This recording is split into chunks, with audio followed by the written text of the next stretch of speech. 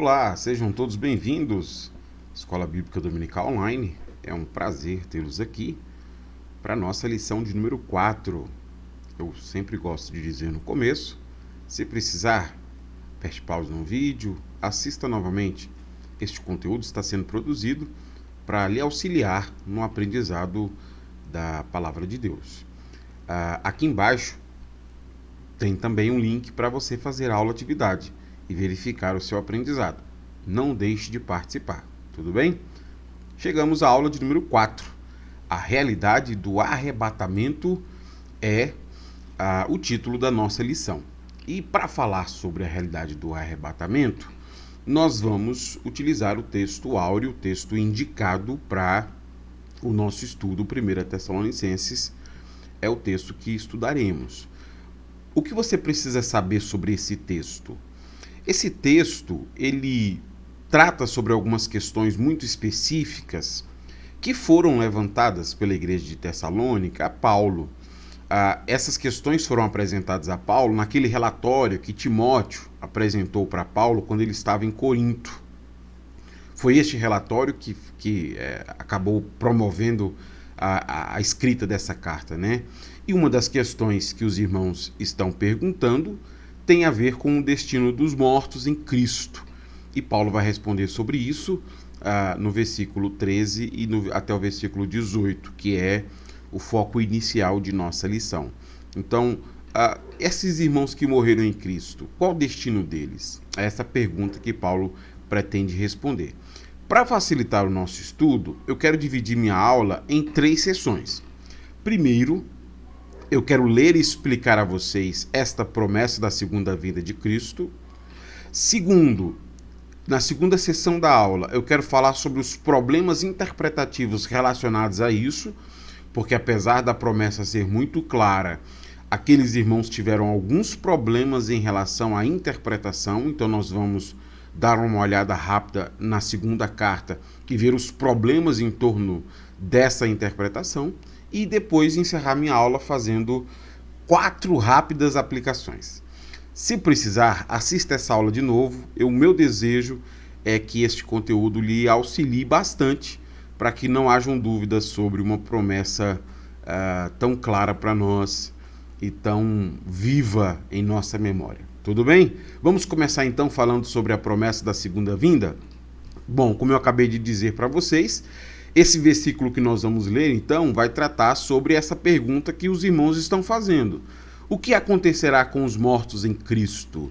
E aí eu queria começar lendo o versículo 13 para mostrar a vocês como Paulo responde isso. Nós estamos em 1 Tessalonicenses capítulo 4, versículo 13. Agora, irmãos, não quero que ignorem o que acontecerá aos que já morreram, para que não se entristeçam com aqueles que não têm esperança. Pela forma como Paulo dirige essas palavras, a gente tem a impressão que alguns irmãos da igreja, eles estão profundamente tristes, porque aquelas pessoas que fizeram parte da fé, da instituição da igreja, parece que algum desses irmãos já morreram ou estão morrendo. E a tristeza deles é essa. E agora? O que será dos nossos irmãos que ouviram o Evangelho, creram no Evangelho, mas que morreram sem que Jesus tivesse voltado? Então a resposta de Paulo aqui é uma resposta muito clara e objetiva, porque visa exatamente dar aos irmãos uma compreensão sobre isso. Olha, eu criei em Jesus Cristo como Salvador, mas eu morri. Quer dizer, a pessoa creu em Jesus e morreu. O que será dessa pessoa que creu em Jesus e morreu? Porque Jesus não voltou ainda. Como fica essa pessoa que, tendo crido em Jesus, não conseguiu ver a segunda vinda de Jesus? Paulo responde, então, a essa questão, versículo 14 e 15. Preste atenção na resposta de Paulo. Porque cremos que Jesus morreu e foi ressuscitado. Também cremos que Deus trará de volta à vida, com Jesus, todos os que morreram. Dizemos a vocês, pela palavra do Senhor, nós, os que ainda estivermos vivos, quando o Senhor voltar, não iremos ao encontro dele antes daqueles que já morreram. O que Paulo faz então é mostrar a eles que a morte e a ressurreição de Cristo estabelece um novo futuro para a igreja. Nas palavras de Paulo, olha, nós cremos que Deus trará de volta à vida com Jesus todos os que morreram. Então o que Paulo está mostrando é que esses irmãos que creram em Cristo e morreram, eles não estão desolados ou perderam a sua esperança. Muito pelo contrário. O que Paulo está aqui afirmando de forma muito enfática é que estes que creram em Cristo, mas morreram, ressuscitarão com Cristo e se unirão juntamente com esses que continuam vivos quando Cristo voltar. Certamente a gente consegue perceber aqui que Paulo está tratando do problema específico que eles estão levantando. Os mortos em Cristo não serão abandonados, não serão desprezados. E Paulo usa então essas palavras. A gente não sabe precisar por qual razão ele dá tanta ênfase à questão dos mortos. Provavelmente é por causa disso que eu disse a vocês. Mas o que Paulo diz é que os crentes mortos precederão os vivos no encontro com Jesus. Daqui a pouco ele vai chamar este evento de um nome específico e trazer mais informação. Mas o que geralmente os estudiosos costumam pensar sobre essa resposta de Paulo é que ele está tratando sobre provavelmente dois problemas que poderiam estar na mente daqueles irmãos. O primeiro problema tem a ver exatamente com uma compreensão que surge de literaturas apocalípticas judaicas, que pensava que os vivos eles possuem uma posição de privilégio, uma posição mais vantajosa no reino de Deus quando for inaugurado.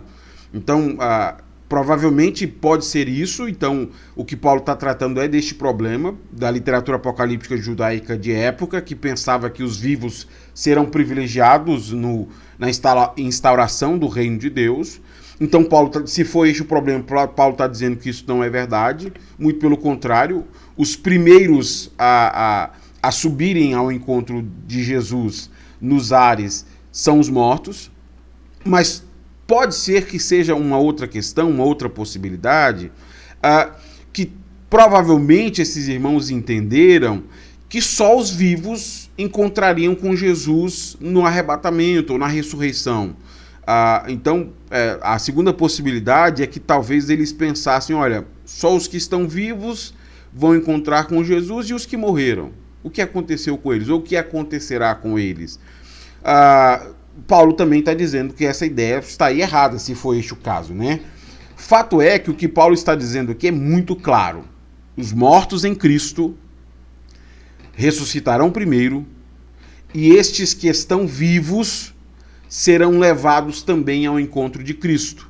Então o que Paulo faz no próximo versículo que nós vamos ler é descrever a união entre mortos e vivos neste encontro glorioso com Jesus. Nem os mortos nem os vivos são esquecidos, ambos caminham em direção ao encontro com Jesus, para participar então deste grande evento. Vamos ver este grande evento? Versículo de número 16 e 17.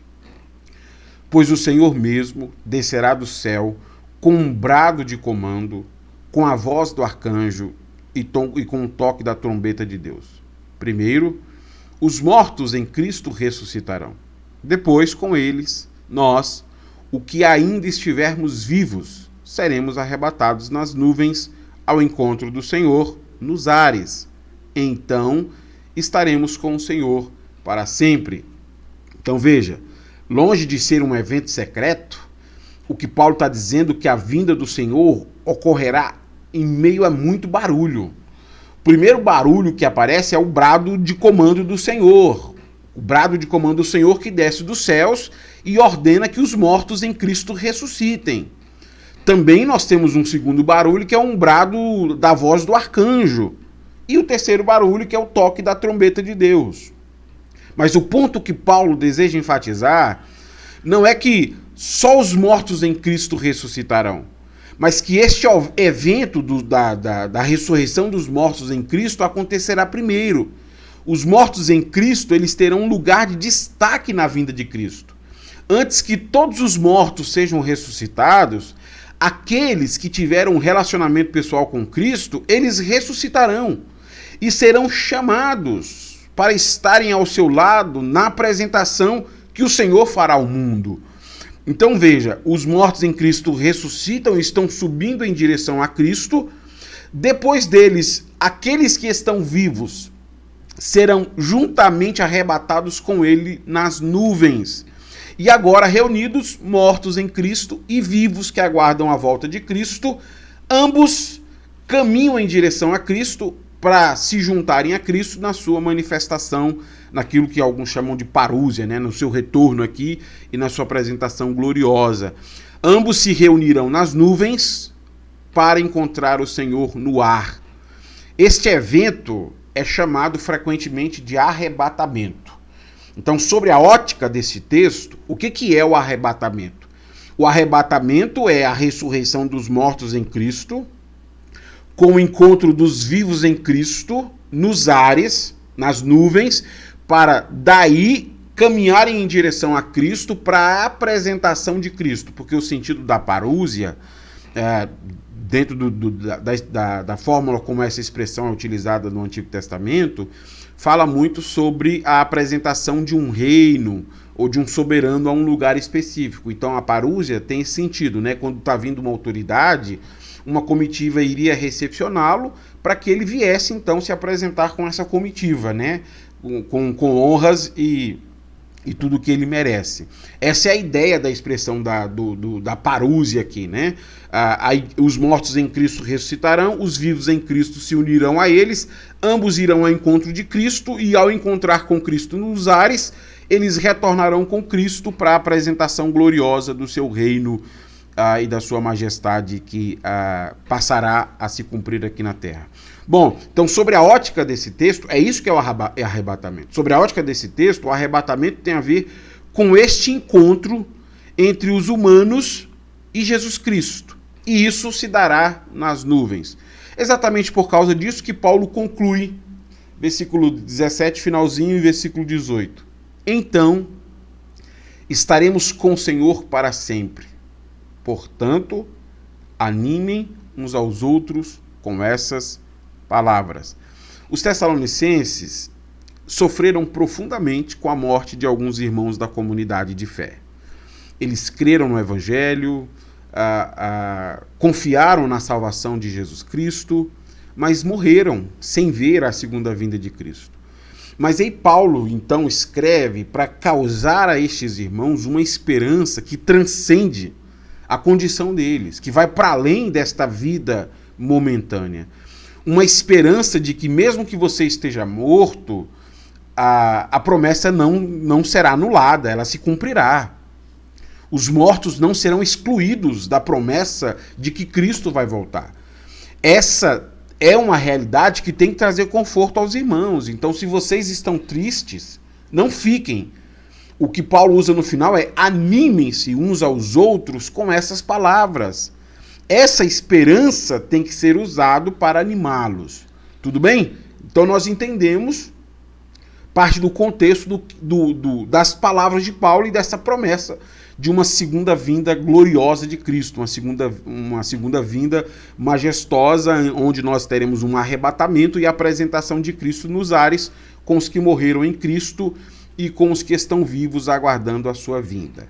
Na segunda sessão, que começa agora nesse vídeo, eu quero tratar com vocês os problemas interpretativos em relação a essa promessa.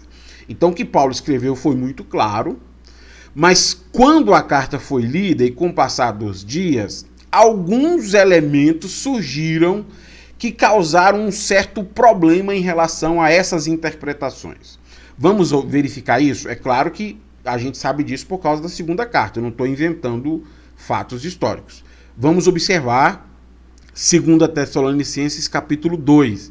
Veja, aqui nós temos exatamente a repercussão da profecia e as interpretações que surgiram em relação a ela. 2 Tessalonicenses 2:1. E aqui estão os problemas interpretativos, que é a segunda sessão dessa aula. Agora, irmãos, vamos esclarecer algumas coisas a respeito da vinda de nosso Senhor Jesus Cristo e do nosso encontro com Ele.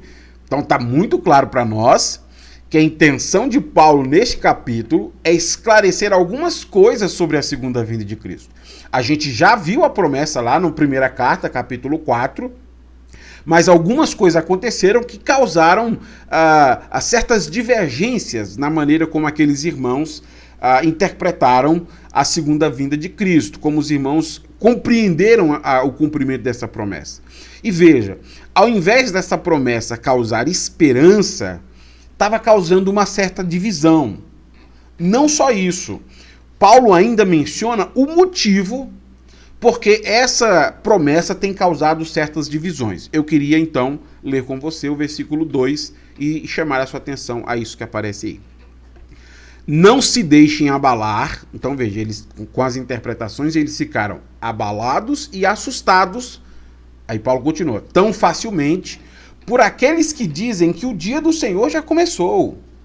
Não acreditem neles, mesmo que afirmem ter recebido uma visão espiritual, uma revelação ou uma carta supostamente enviada por nós. Veja, essas palavras de Paulo, elas estão revelando para nós que aquilo que foi prometido no final da primeira promessa, capítulo 4, nós acabamos de ler o versículo 18, olha, lá Paulo diz, olha, animem-se uns aos outros com essas promessas, Cristo voltará. Aí chega alguém para eles e diz, olha, você está esperando a volta de Jesus? Mas ele já voltou. E ele não voltará mais. Como você acha que aqueles irmãos ficaram em relação a isso? Paulo diz, eles ficaram abalados e assustados. Por que eles ficaram abalados e assustados? Cadê as promessas que Paulo escreveu na primeira carta que se cumpririam? Cadê os mortos que ressuscitariam? Cadê os nossos irmãos que morreram crendo em Cristo? E a trombeta que soaria? E a voz do anjo? E o arrebatamento, que nós nos encontraríamos com os mortos nos ares e depois seguiríamos em procissão em direção a Cristo? Nada disso que foi prometido aconteceu. E veja, este é o problema. Porque as interpretações, elas diziam que Jesus já tinha voltado, que não voltaria mais, e que todas aquelas promessas simplesmente ou já tinham se cumprido ou não se cumpririam. E eu queria frisar aqui que Paulo indica para nós 3 possíveis origens de onde surgem essas interpretações. O fato de Paulo citar essas 3 quer dizer que provavelmente não há uma fonte certa, né? Mas eu destaquei em sublinhado só para você ver. De onde vem essa compreensão de que Cristo já voltou e não voltará mais? Primeiro, uma visão espiritual. Então, provavelmente, alguém diz ter tido uma visão. Olha, eu estava lá e tive uma visão, e na visão Cristo já voltava. Então, ele não vai voltar mais. Segundo, uma revelação. Alguém chegou e disse, irmãos, eu estava lá e tive uma revelação, Deus me falou, olha, Jesus já voltou e ele não vai voltar mais. Ou, terceira possibilidade, uma carta supostamente enviada por nós, aquilo que nós chamamos de pseudepígrafo. O que é um pseudepígrafo? É uma carta em que o nome do autor é falso. Então, supostamente os irmãos receberam uma carta. Eu, Paulo, escrevo a vocês para dizer que Cristo já voltou. Isso é um pseudoepígrafo, porque Paulo está dizendo, não tem carta nenhuma. Nenhum de nós escreveu nada disso. O que nós sabemos assim de forma muito clara, e o mais importante, é a conclusão que Paulo chega. Quer a interpretação seja uma revelação, quer seja uma visão ou uma carta falsa, não acreditem em nada disso. Não acreditem em nenhuma dessas falsas interpretações sobre a segunda vinda de Cristo, porque Cristo ainda não voltou. E aí o que Paulo faz é dar a esses irmãos da igreja novas informações sobre os sinais da segunda vinda. Paulo, por que você diz que Cristo ainda não voltou? E aí Paulo apresenta aquilo que é o argumento aqui mais importante do que ele vai dizer. Que sinal indica que Cristo ainda não voltou? Preste atenção comigo, então, o versículo de número 3, o sinal que Paulo apresenta como sendo o sinal que Cristo ainda não voltou. Não se deixe enganar pelo que dizem, pois esse dia não virá até que surja a rebelião e venha o homem da perversidade, aquele que traz a destruição. Então o que Paulo está dizendo aqui de forma muito clara para esses irmãos é que o fim será caracterizado pelo surgimento de um homem da perversidade. Um homem da perversidade que trará destruição. Então Paulo é muito claro a eles. Olha, esse dia, preste atenção nesse versículo, ele é importante. Esse dia não virá, quer dizer, Cristo não retornará até que o homem da perversidade surja. Então, a segunda vinda de Cristo, ela não será caracterizada por visões, por revelações e nem por pseudepígrafos, cartas falsas. A segunda vinda de Cristo será caracterizado pela manifestação do homem da perversidade. Quando o homem da perversidade se manifestar, aí então nós teremos a segundo retorno de Cristo. Quais serão as características deste homem da perversidade? Que Paulo está dizendo que ele ainda não apareceu, mas vai aparecer. Veja comigo o versículo 4, e aqui eu queria reservar algum tempo para comentar o versículo 4, que eu acho que ele é essencial para a gente lidar com os sinais do fim. Paulo diz assim: ele se exaltará e se oporá a tudo que o povo chama de Deus, e a todo objeto de culto, e até se sentará no templo de Deus e se fará passar por Deus. Esse texto ele é essencial e fundamental para compreendermos o sinal do anticristo ou o próprio anticristo. Porque veja, esse versículo está dizendo para a gente que o homem da perversidade ele tem 3 características. Primeira característica, ele se opõe a todo tipo de divindade. Segunda característica, ele se opõe a todo tipo de devoção. Terceira característica, ele se faz passar por Deus. E por que entender essas 3 características são importantes? Porque de vez em quando surgem questões como essa. Eu lembro quando surgiu a internet, né? A internet surgiu e você precisava ir lá no navegador e digitar www. As pessoas diziam, nossa, este é o sinal do anticristo. O www é o sinal do anticristo. Ou então quando surgiu o cartão de crédito com chip para poder proteger os clientes. Nossa, o chip do cartão de crédito é o sinal do anticristo. Ou então quando surgiu o Pix, você lembra do Pix? Tá aí hoje na moda, né?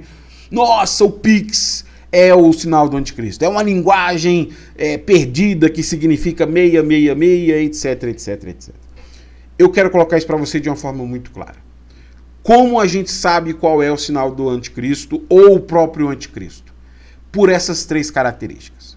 Primeiro, se opõe a todo tipo de divindade. Nós não estamos falando de se opor a Cristo apenas. Nós estamos falando de se opor a Cristo, a Maomé, aos santos católicos, de se opor às divindades da macumba, de todo tipo de divindade. Ele não se opõe a Cristo apenas, ele se opõe a todo tipo de divindade. Ele não aceita nenhuma outra divindade. Segunda característica, ele se opõe a todo tipo de devoção. Ele não quer que você preste culto, que você adore a sua divindade, que você siga a sua divindade.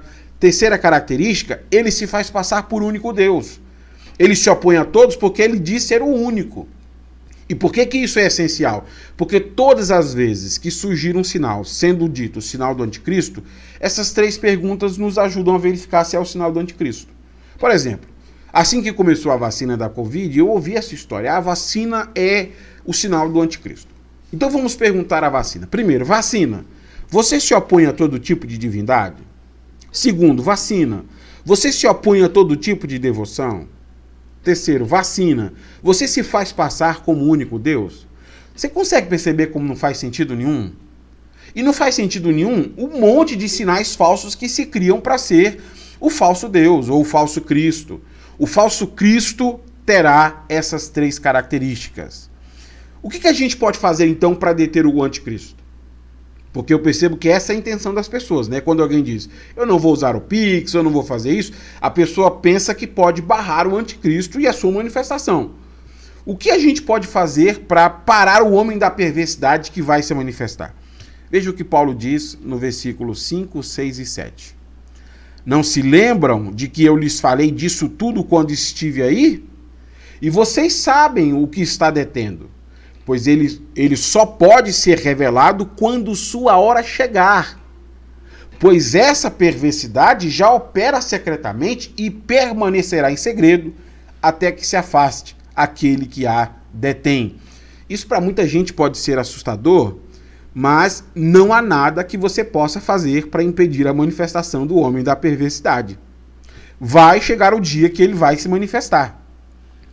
Quando esse dia chegar, quando chegar o dia que o homem da perversidade se manifestar, ele vai fazer 3 coisas. Primeiro, ele vai se opor a todo tipo de divindade. Segundo, ele vai se opor a todo tipo de devoção. Terceiro, ele se fará passar por único Deus.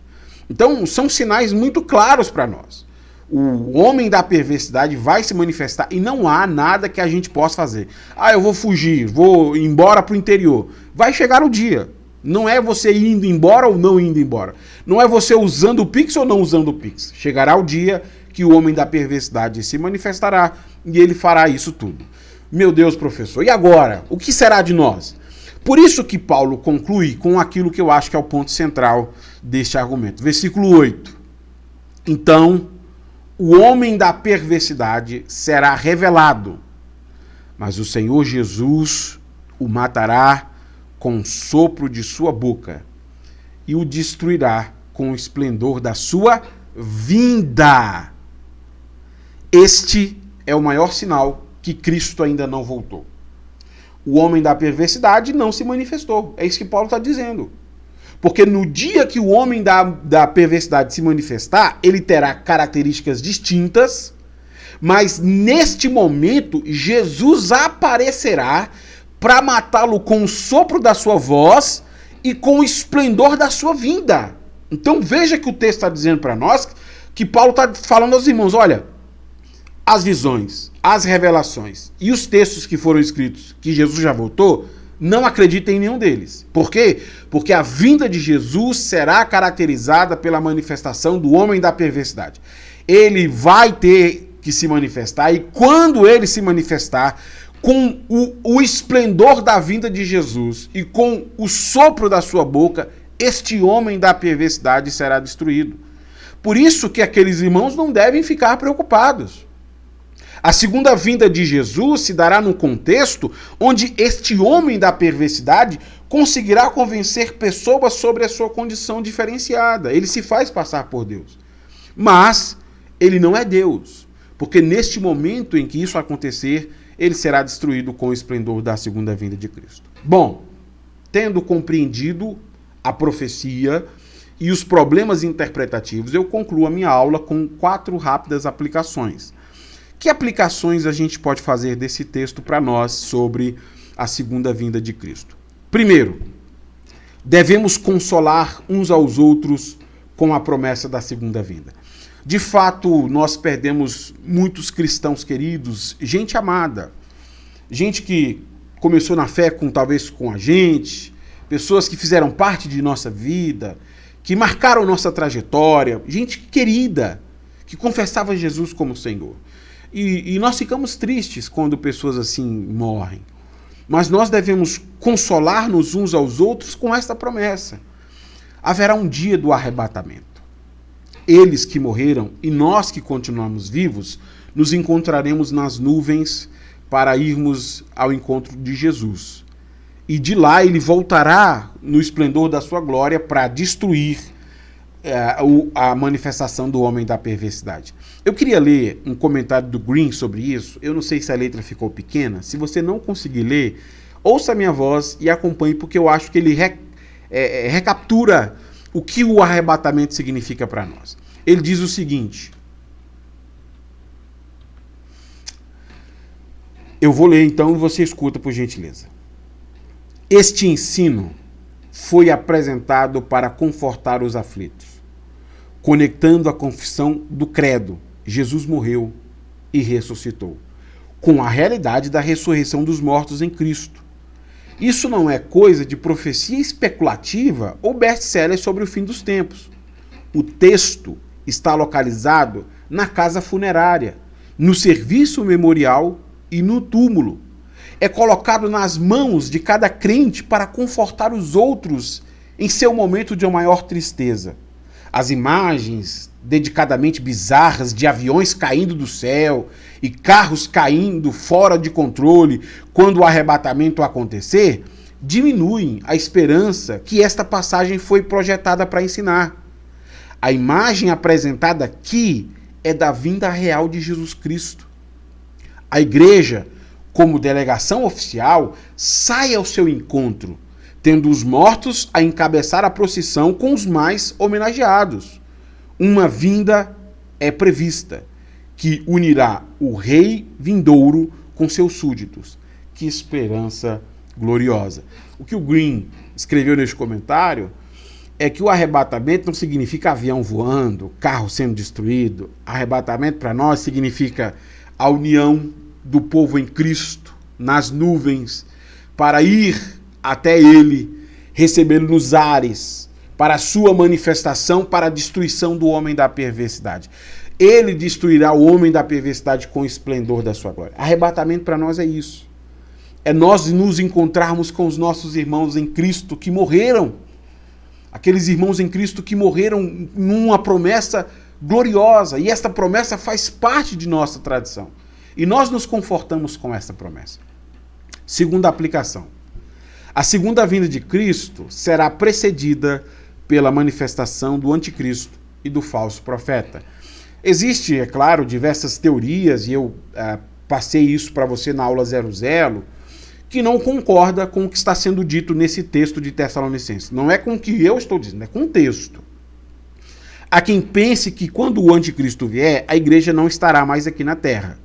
E veja que essa compreensão ela é diferente da descrição do que Paulo está dizendo. Quer você concorde ou não, quer você ache que este não é o sinal, vamos supor que você não concorde com o que a Bíblia está dizendo, é um direito pessoal seu. O fato é que haverá um dia que este homem da perversidade vai se manifestar. E quando este momento chegar, ele será marcado por três coisas. Primeiro, o homem da perversidade se oporá a todo tipo de devoção.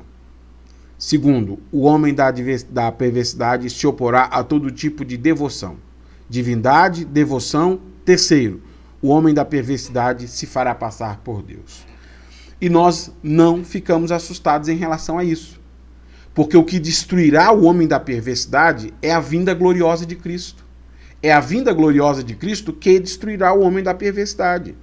Quando esse dia chegar, nós entendemos que ele terá sinais contundentes, que enganará muitas pessoas, não o povo escolhido de Cristo. Cristo disse isso, né? Marcos 13, 22. Falsos cristos, falsos profetas, realizando sinais e maravilhas para, se possível, enganar os escolhidos, mas vede que eu vos tenho advertido. Então nós sabemos que chegará esse dia e nós estamos preparados para esse dia. Porque para nós não é um dia de pavor. É um dia que anuncia que a vinda de Cristo está próxima de nós. Terceira aplicação. O homem da perversidade fará sucesso por oferecer às pessoas o que elas desejam. Tenta imaginar comigo essa cena. O homem da perversidade se manifestando, chegando alguém perguntando assim: o que é que você quer que eu faça por você? Milagres? Eu realizo todos os seus desejos. Tudo que você quiser, eu faço por você. Basta apenas você me adorar como o único Deus. Neste momento a gente se lembra que essa foi exatamente a proposta que Satanás fez a Jesus na sua tentação. E é assim também que o povo de Deus será tentado. Ele fará uma proposta indecorosa de realizar todos os nossos desejos. Mas quem é que estaria disposto a aceitar uma proposta dessa? Será que alguém cairia nessa lábia do diabo? Olha, eu te dou tudo o que você quiser, basta apenas você me adorar. O texto que Paulo complementa, e nós não lemos, eu não expliquei ele por uma questão de tempo, ele é muito claro e objetivo. Porque haverá pessoas que acreditarão na lábia do falso Cristo e do falso profeta. Versículo 9, 10, 11 e 12. Este homem virá para realizar o trabalho de Satanás com poder, sinais, falsas maravilhas e com todo tipo de mentira perversa, para enganar os que estão caminhando para a destruição, pois se recusam a amar e aceitar a verdade que os salvaria. Portanto, Deus fará que sejam enganados, e eles crerão nessas mentiras, então serão condenados por ter prazer no mal, em vez de crer na verdade. O que esse texto está dizendo para nós é muito claro e objetivo. Existem manifestações espirituais do diabo que são caracterizadas por poder, sinais e falsas maravilhas. E o diabo manifesta tudo isso com a intenção de quê? Enganar as pessoas com todo tipo de mentira perversa. O contexto aqui é exatamente aquele da tentação de Jesus. Satanás dizendo, o que você quer que eu faça por você? O que você deseja que eu lhe dê? Porque a única coisa que eu exijo é devoção. É que você me reconheça como único Deus. Quando você me reconhecer, eu darei a você tudo que você quer. E às vezes eu penso que a gente não compreende isso de forma correta. Se você perguntar a uma pessoa, quem é que prometeu dar ao homem tudo a ele, se ele o adorar? Talvez tenha alguém que diga, Jesus, é claro. Não, foi o diabo. Foi o diabo que prometeu dar ao homem tudo que ele quiser. Basta apenas o adorar. E é por isso que o falso Cristo e o falso profeta fazem tanto sucesso. Porque ele não exigem nada dos seus devotos, a não ser o reconhecimento dele como único Deus. Eles não exigem uma vida moral, eles não exigem nada, nada, nada. É característica dos nossos dias. Uma religião, como diria o Bauman, líquida, que se encaixa em qualquer contexto, em qualquer ambiente e que aceita tudo. O anticristo tem um ambiente propício para se manifestar, porque ele se manifesta com poder, falsas maravilhas, com todo tipo de sinal, e ele não exige nada dos seus devotos, ainda engana eles. A consequência são pessoas sendo enganadas, porque elas utilizam o poder, a falsa maravilha e esses sinais para pensar que é verdadeiro. Talvez você conheça alguém que diga, né? Olha, como é que Deus não está do meu lado? Está acontecendo milagres, está acontecendo maravilhas. O texto bíblico aqui coloca para nós um alerta muito urgente. Tá, mas tudo isso está acontecendo em que contexto? Você está abandonando a sua perversidade? Você está crendo em Cristo como único Salvador? Se não, tome muito cuidado. Porque o anticristo enganará as pessoas exatamente por causa disso. O homem da perversidade fará sucesso por oferecer às pessoas o que elas desejam. Última aplicação que eu quero fazer é essa aí. Cuidado se o poder, sinais e maravilhas o estão conduzindo para a destruição. Tome muito cuidado. Porque o anticristo está conduzindo seus seguidores enganados ao mesmo destino que ele tem. E veja que Paulo explica o motivo. Por que essas pessoas que são alvos de poder, sinais e maravilhas e todo tipo de engano estão caminhando para a destruição? Eu frisei apenas essa parte, porque esse versículo eu acabei de ler. Paulo diz, pois se recusam a amar e aceitar a verdade que os salvaria. Você consegue ver? Paulo está dizendo, olha, são pessoas que são beneficiadas pelo poder, pelos sinais, pelas maravilhas, mas essas pessoas continuam recusando seguir a verdade. Quer dizer, aquilo que as pessoas estão se orgulhando pode estar conduzindo elas à destruição. Por quê? Porque elas aceitam poder, sinais e maravilhas, mas não aceitam o evangelho. Elas se recusam a amar e aceitar a verdade que as libertaria, que as salvaria. E este é um ponto central que chama muito a nossa atenção. Se as manifestações espirituais não estão causando em nós um maior amor e devoção a Deus, nós devemos suspeitar disso e devemos ficar preocupados com a nossa própria vida. Será que nós já estamos sendo enganados pelo espírito do anticristo que está aí, atuando, e que só não se manifestou porque aquele que o detém não permite que ele se manifeste? Bom, fato é que a aula de hoje nós conseguimos perceber que haverá uma realidade para o arrebatamento. Esse dia vai chegar. Mas esse dia vai chegar num ambiente muito conturbado. Num ambiente de homem da perversidade se manifestando, num ambiente de dor, porque os nossos irmãos em Cristo continuam morrendo e a gente continua sofrendo por causa disso. Mas nós somos chamados a manter firme a nossa esperança numa promessa que transcende essas circunstâncias.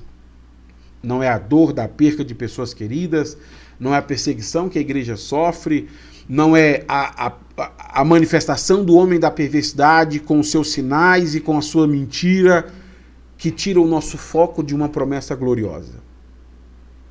Cristo voltará e vai nos arrebatar às nuvens para que a gente encontre com aqueles que morreram em Cristo, para que a gente o recepcione para a sua manifestação gloriosa. E quando ele se manifestar, ele destruirá o homem da perversidade com o poder, com o sopro da sua voz. Você precisa desejar isso ardentemente. Não há nada que se compare à promessa que Cristo está fazendo à sua igreja. E por isso que Paulo diz, consolem-se mutuamente com essa esperança. Deus abençoe a sua vida. Eu espero você na próxima aula para a gente conseguir, então, continuar refletindo sobre esta promessa tão maravilhosa que trata sobre a vinda de Cristo. Até lá!